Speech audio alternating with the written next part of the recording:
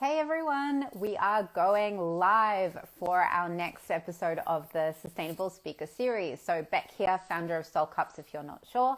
I am super pumped because, as you know, whenever we have these live interviews, I'm always bringing on a founder, a thought leader, a speaker that's going to bring attention to something that a lot of people probably aren't thinking about. So today's topic is all about furniture. It's super interesting. Let's look at things just like in the fashion industry. We talk about fast fashion and what that's done to the world of sustainability. Well, why aren't people talking about that in the furniture industry? So my guest today is the impeccable Melissa, who's founded a company called Collécte in 2020. She's got about 20 plus years of experience as an interior designer working in the world of high-end furniture, homewares, and everything, and design and everything in between. So she's got an immaculate global understanding of what this industry looks like. And she came back to Australia after living overseas for quite some time to basically be bombarded with the concept of replica furniture. There's so much of it. It's this absolute sea and this abundance of overwhelming copycat companies and replica furniture brands. And it's overwhelming. And I think without really realizing what Melissa's done is not only is she solving an issue in terms of how can we as consumers have access to really incredible vintage one-off unique pieces in our home in a sustainable way, but how can we also stop contributing to the fast fashion industry of homewares and home and furniture. So I'm going to get Melissa to join us. Hopefully we can get her to pop on through the Collécte Instagram. I'm just going to invite her. So this is going to be a super great chat if you already have heard of Collécte. Oh, hello. Hello. You're sideways. I'm just trying to figure out, how to sit it. Hi, Elise. There you go. That's cool. We can do it any which way. Which way do you prefer? Any way that makes you happy. Okay. How are you? I'm good. good. I love it. We're in sync already. Tell me. I hope I did you justice, but I want you to give us a little bit before you and I jump into the etiquette of hellos and how are yous. Tell us about your incredible business that you've started in 2020 and give us that sort of wonderful elevator pitch of what you do, and then we can deep dive into all the fun stuff.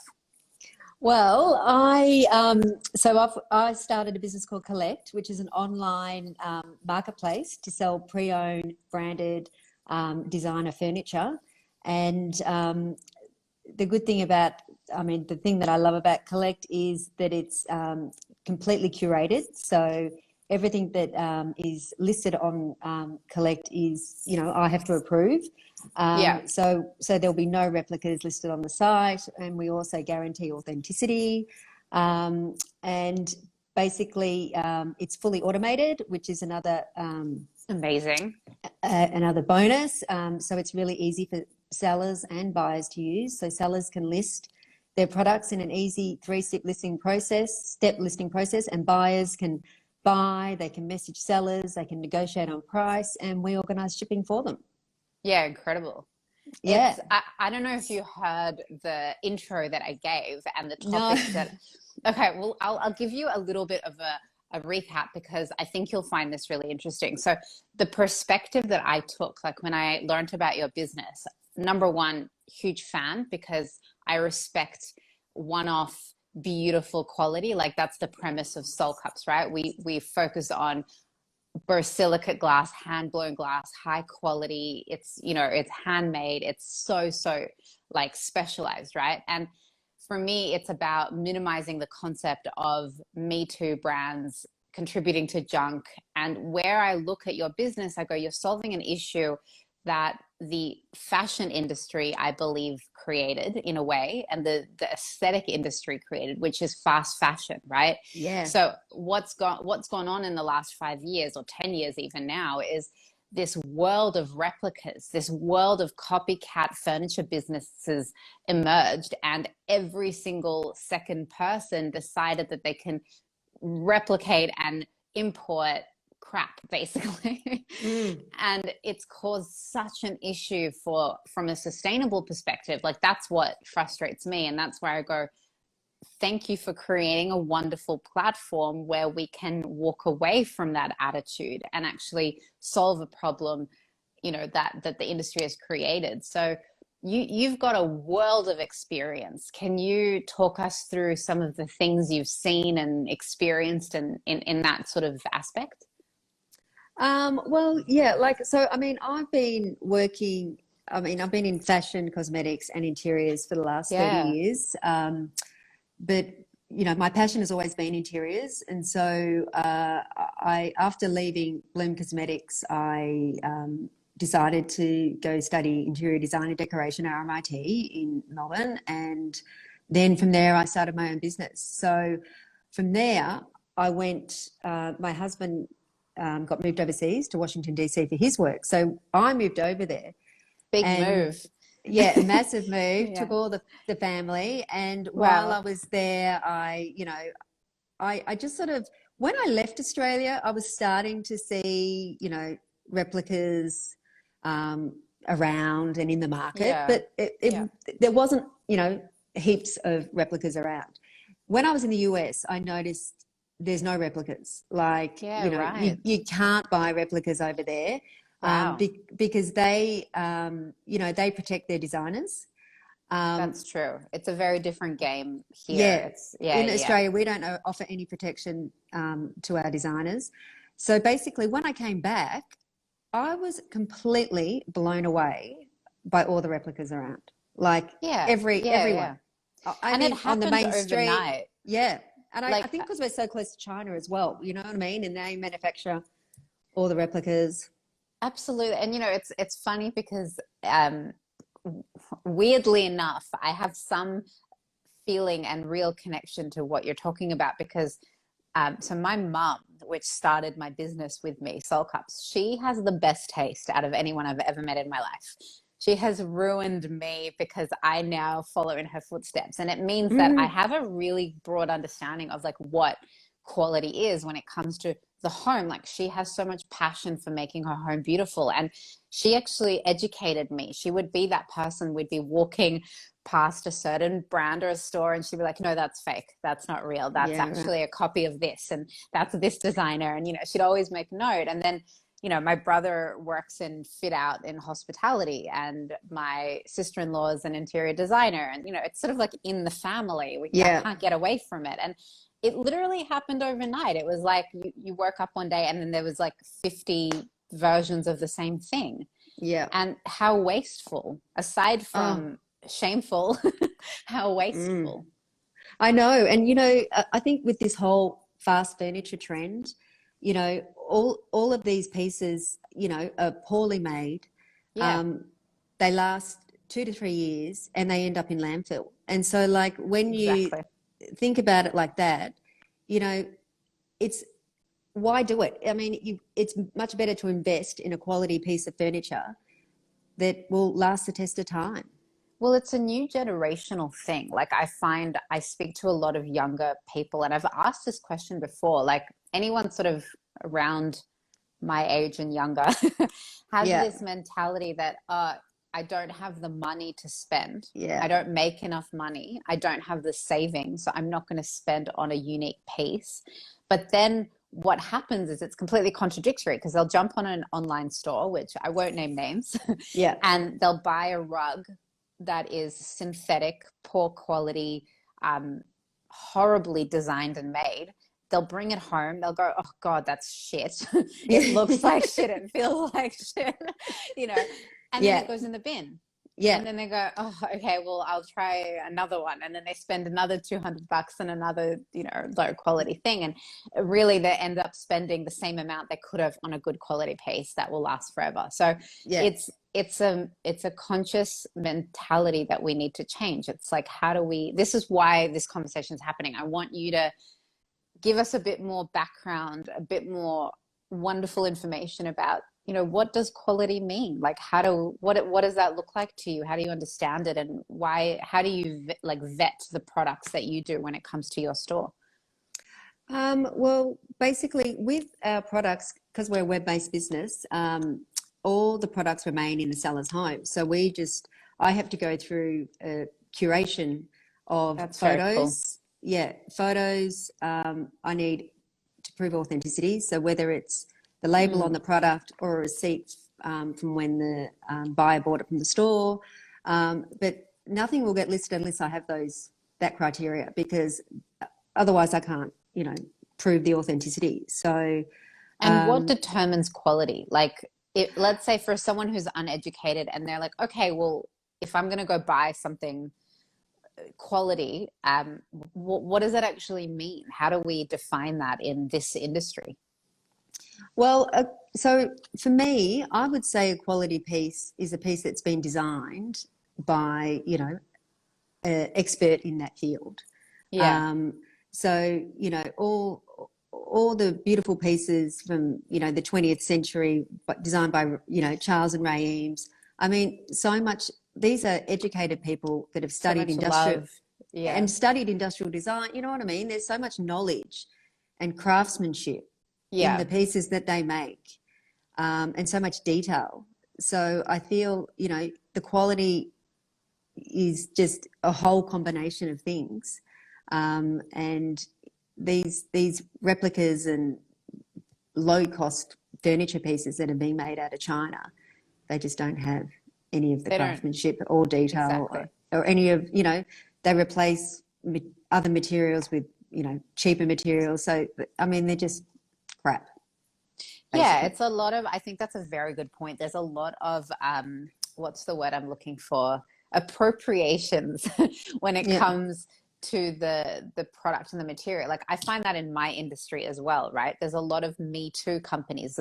Every second person is creating some kind of a reusable cup or reusable bottle. But the reality is, if you're just producing more crap, like if you make a reusable cup made out of plastic, it defeats the whole purpose of the reusability and the quality and the durability. It's the same thing, I guess, in furniture, where, if you're creating a rug that is synthetic or also made of plastics and these sort of tough, like unpleasant, smelly materials, because they often do have like this strong Toxic smell. toxic Yeah. smell. Yeah. And, or like, if you're making a table or a chair or something, that's supposed to be long lasting, but it ends up breaking a leg in half a year because half the material is probably ground down and, like glued together, as opposed to Yeah. like an actual, yeah. Yeah. It's not made correctly. Yeah. And I think that's the sort of the solution here to me is education, right? If we can educate consumers, then they can make Yeah. conscious decisions, and that's Yeah. in any industry, Yeah. which is why I think what you're doing is so phenomenal, because you create a platform for it. Yeah, and I think that's a massive point there. The consumer needs to be educated. Like, a lot of consumers don't know that replica in the style of means it's fake, it's a copy, Yeah. because people are just used to those terms now.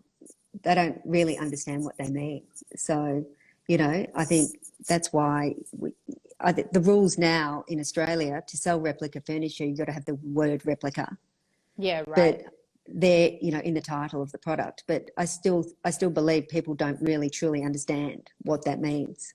Exactly. And why do you think that happened? Like, where did that cultural shift occur? Like, obviously, like you said, you've got such a world of experience on a global scale too. Like, how has that evolution happened? What have you observed?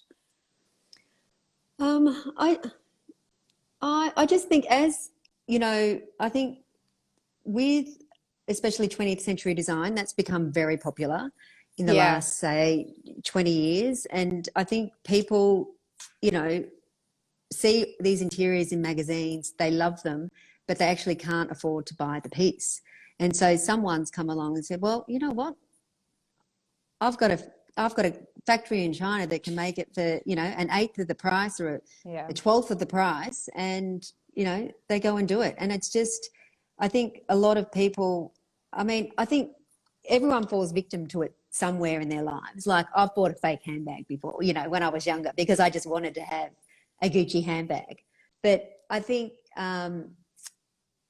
you just need to, if you understand, I think it's worth the wait if you can buy the proper thing, the proper piece, the most original piece, because, you know, you're supporting the designer and the environment if you go original, as opposed to supporting, you know, something mass produced. Mass produced. And I guess that's the next question, right? What's the solution here? Because is there a middle ground? Like, let's say, for example, the truth is you can't afford it. Like, you're in your 20s, you know, you're renting, you don't own your own home, you're scared to decorate, you know, you over decorate, for example, you know, you might move, your lease might be up, you know, stuff happens, right?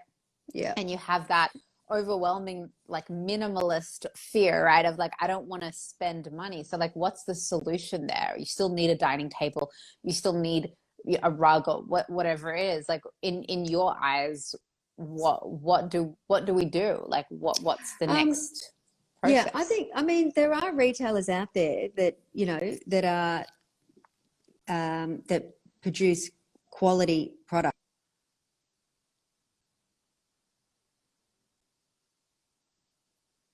That produce quality product at a lower cost. So there are lots of options out there.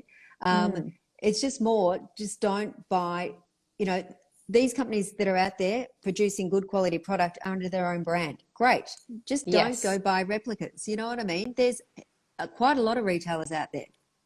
So I guess that's a really good point. So supporting locals, supporting small business, support independent business. And what are some things to look out for? So let's say, for example, personally, right, I want to tick some boxes. I want sustainable as much as possible.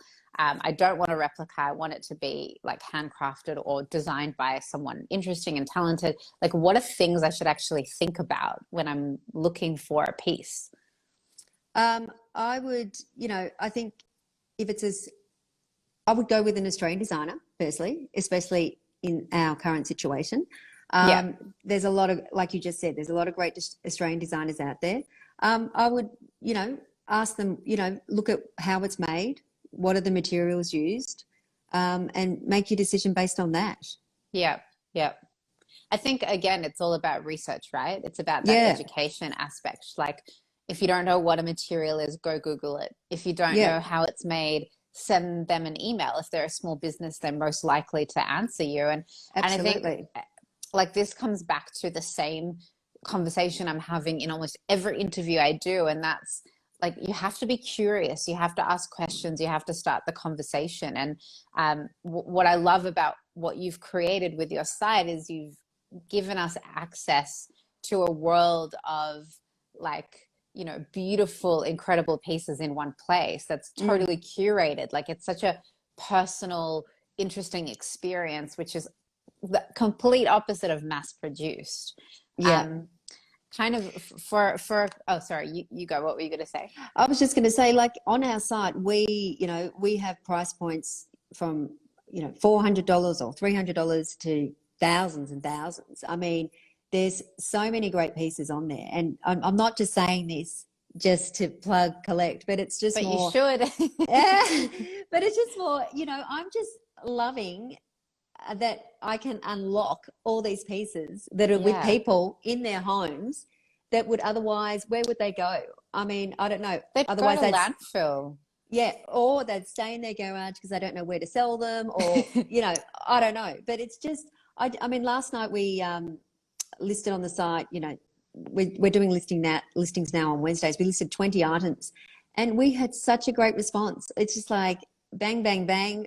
All the, you know, all the invoices come through. It's all automated, obviously, on my site, and it's just great seeing people buying all this stuff, and they're great pieces. I think that's like, I know myself, like, I don't like modern. I'm very much like, I love vintage, beautiful, very European vibes. Like, if I turn the camera around, I could, like, we can have our own personal catch up. I'll show you all my one-off pieces that I stole from my mum's house. But I mean, that's what's so exciting to me because it's like, oh, I now know about your platforms. I know that if I want to sell a piece or if I want to go purchase a piece, I don't need to, like, you're the first destination I'm going to go to because I'm going to go see what she's sourced and what you've curated. Like, I think that's so exciting, and supporting businesses like that where we get to support, you know, the circular economy. Yep. Yeah. And avoid it going into landfill, avoid it going to waste, because it is what it is. You know, a few days there was the what's it called, the council collection in my area. Pickup. Oh God. Yeah, and it's shocking. Like if you, especially if you, like I'm in Sydney, I'm in the eastern suburbs. If you walk around these areas during council pickup, it's like furniture that's worth thousands of dollars, and you're like, why are you throwing it in the bin? It's in perfect condition. Go sell it. Give it to like your poor cousin. I don't know, like give it to somebody. Share it and reuse it. It's such an interesting mindset, right? Yeah, and like just talking about facts and figures here just for 1 second. Like when you look at curbside pickups and how much of that is furniture and how much of that goes to landfill, it's 50,000 tons of furniture a year. Wow. Yeah, and of that, like if you put that in furniture terms, that's like 800,000 three-seater sofas or 6.8 million chairs. Jesus Christ. I know.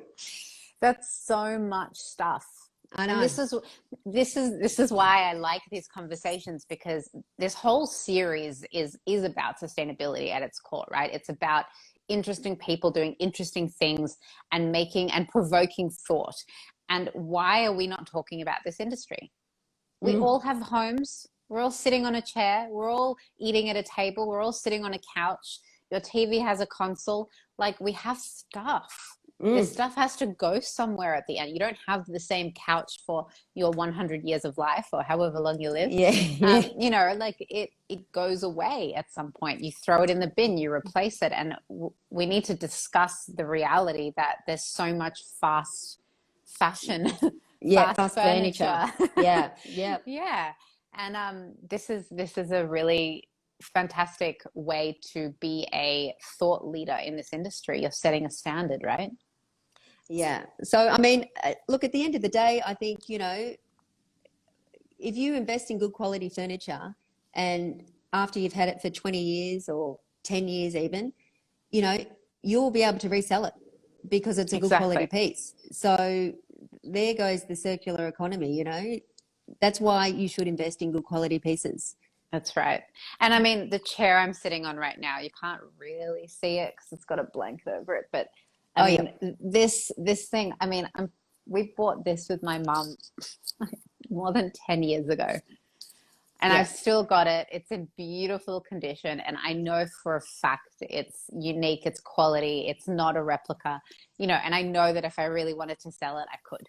And 10 years plus, it's still sitting in my living room. I've moved like 100 times. She's moved 100 times, like it goes on, and, it's just such a more rewarding experience when you've got something that you've handpicked. It's quality, it's beautiful, it's unique, it's interesting. No one else I know has it. It's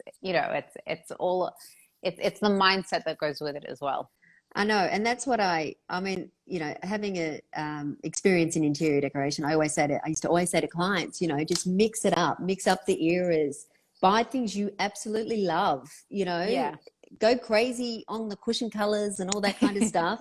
But, stick to a couch and neutrals, buy pieces from different eras and just, mix it up. Play. Yeah.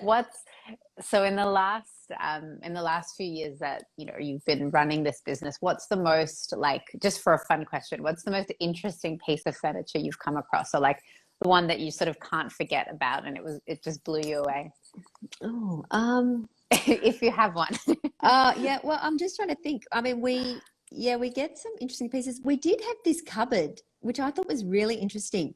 It was a brand, a German brand called Ross Lisberger, and it was just like this cupboard that was made of plywood that you opened it up and it sort of came out and it had like shelving, and it was a trunk basically, and it was on wheels. Oh, cool. And you could use it, to store clothing. You can use it as like a mini pantry.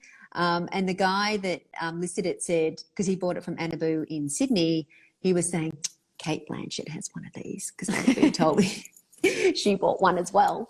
And I was like, oh, that's funny. But yeah, that was like a really interesting piece. Like, yeah, I love I've that. never heard of that brand before. You know, you just come across some really interesting pieces. Yeah. Beautiful things. Yeah, I Yeah. love it. I love it. So I know. before I get tempted actually. There's, you know, when do things you come on, I'm like, oh, I really should buy this. But I'm like, do no, I need this? no, I've got to let my customers have it. Oh Yeah. gosh. I love that. Well, before we sort of wrap up, can you tell us a little bit more about the business itself, like what you've created, where we can find you, just a little bit of the actual details so that we know how to access you and where we can jump online. Yep. Okay. So Collécte is the website is collecte.com.au, and collect is with an E on the end. I got all fancy there because I really wanted the word collect, as in collection of goods, collect, and of course that wasn't available. Anyway, so basically collecte.com.au, to list products, it's really easy. You just register with the site, and then you get an account and you hit sell now, and you it's like a 3-step listing process where you upload photos, description of the item, condition, and pricing. And then as a buyer, if you want to buy something, you register with the site, you buy the product, you can choose what, you know, before buying the product, you can actually message the seller, have a chat to them. Great. If the product says make an offer, you can actually negotiate with the seller. Yeah, how And good then, is that? yeah, and so then once you purchase the item, you've got a choice for us to ship it to you, or you can pick it up. And the items remain in the seller's home until they're sold. So there's no middleman, there's no warehouse. Everything just stays in its place, and then Brilliant. we arrange all the logistics around it. I like that too because it saves that. I mean, from a sustainable perspective, you're just Yes. cutting out the extra Yeah, the middleman. unnecessary. Yeah, it's Yeah. fantastic. And the ability to connect to the actual buyer, you've got the ability to ask the questions if you want to know more details, like that's fantastic. I think Yeah. it's transparency, right? That's what we need in these Yeah. industries is honesty, transparency, and openness, and the availability to have a real chat because that's how relationships get built. And if that seller sells something else, that buyer trusts them and they'll come back for more. So it's fantastic. Yeah. I've had so many customers, they just love the service. Yeah. Love it. They're just like, oh my gosh, we've been waiting for something like this. You know, I've got stuff often my buyers are my sellers as well. They cross over. So it's actually really interesting. It makes sense. It makes Mm, sense. mm. Yeah, I feel like I might be next on that list. I might have Oh, to. I might have to great. sign up myself. I love it. Oh, I've got to very be good. careful though. But thank you so much for joining me. It's such a really really important topic. It's a really important conversation. I want people to start thinking differently about how they purchase things. That's what this platform is for. It's to breed conscious consumers. It's to educate. It's to inspire and hopefully share some incredible new platforms. So I will make sure I leave your website and your social handle in the IGTV. Oh, thank you. But yeah, if you've got any questions, you can also comment on the IGTV. I'm sure Melissa will be able to see them and answer any questions. But Sure. thank you. Thank you Thank so you for much for having me. joining me. It's been a pleasure. And I hope after all this lockdown, we can connect properly. Oh, absolutely. Thanks for having me. Thank you. See you. Bye. Bye.